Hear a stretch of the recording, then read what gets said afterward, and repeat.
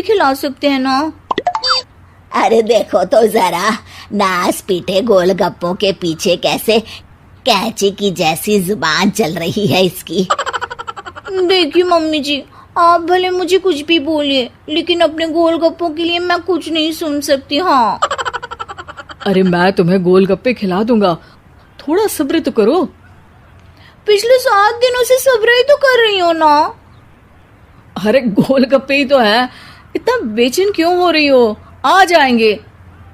सुनो जी, हम लड़कियां पति के बिना रह सकती हैं, पर गोलगप्पों के बिना नहीं, कभी नहीं।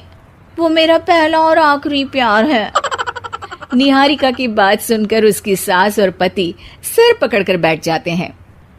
जिसके बाद राम गोलगप्पों का इंतजाम करने घर से बाहर चला जाता है। कुछ देर बाद वो गोलगप्पे लेकर घर वापस आता है, जिन्हें देखकर निहारिका सारे काम छोड़कर खुशी से भागते हुए राम के पास आती है। तुम आ गए? इतनी देर क्यों लगाई? पता है ना मैंने तुम्हें कितना मिस किया।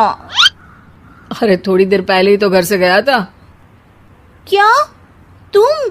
अरे मैं तो अपने गोलगप्पों से बात कर रही हूँ, तुमसे नहीं।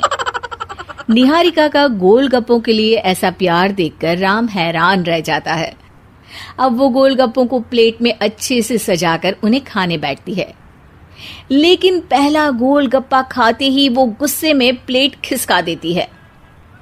ये कैसे घटिया गोलगप्पे उठा कर ले आए? न पानी में स्वाद, न गोलगप्पों में। हाय हाय, महारानी के नखरे तो देखो, इन्हें गोलगप्पे में भी अलग अलग स्वाद चाहिए।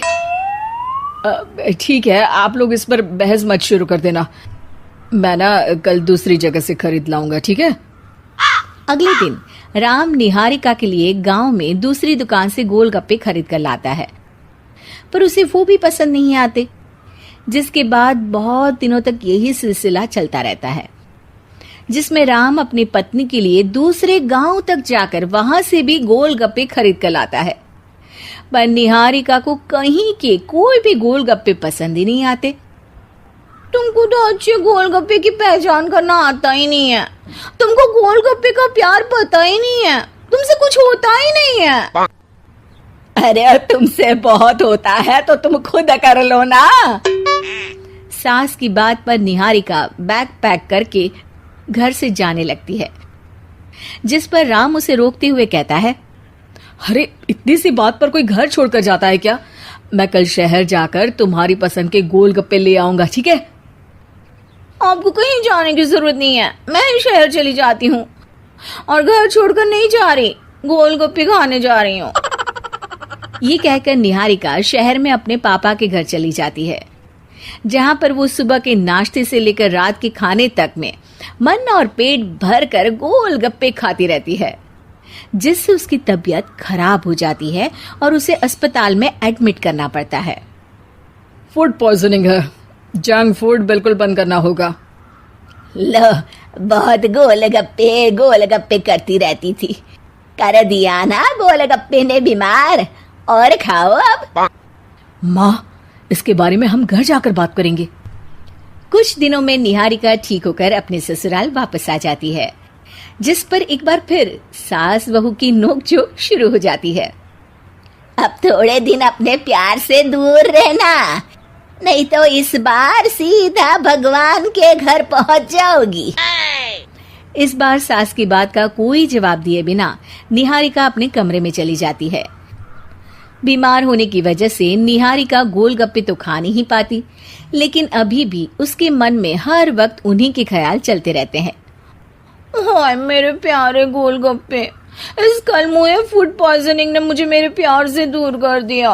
मेरे गोलगप्पों, मुझे तुम्हारी बहुत याद आ रही है।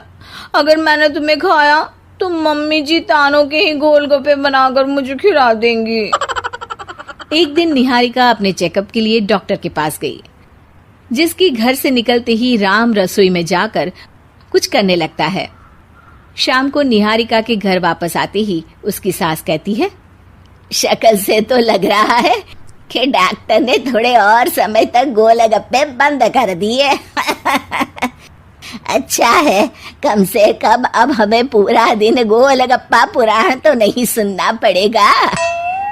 सास की बातें सुनकर निहारिका चिढ़ते हुए अपने कमरे में जा रही होती है। तभी राम गोलगप्पों से भरी एक बड़ी प्लेट लेकर उसके सामने आ जाता है, जिन्हें देखकर निहारिका का चेहरा खिल उठता है। ये मैंने तुम्हारे लिए बनाया है। तुम्हें अपने पसंद की चीज खाने से कोई नहीं रोक रहा। जितना खाना है उतना खाओ, लेकिन उससे खाने की एक लिमिट होनी चाहिए। हाँ बहू, किसी भी चीज की अति हमेशा नुकसानदायक ही होती है। ठीक है, पर अभी मुंह में पानी आ रहा है। गोलगप्पे खाऊं प्लीज? अरे अकेले क्यों, सब साथ मिलकर खाएंगे ना।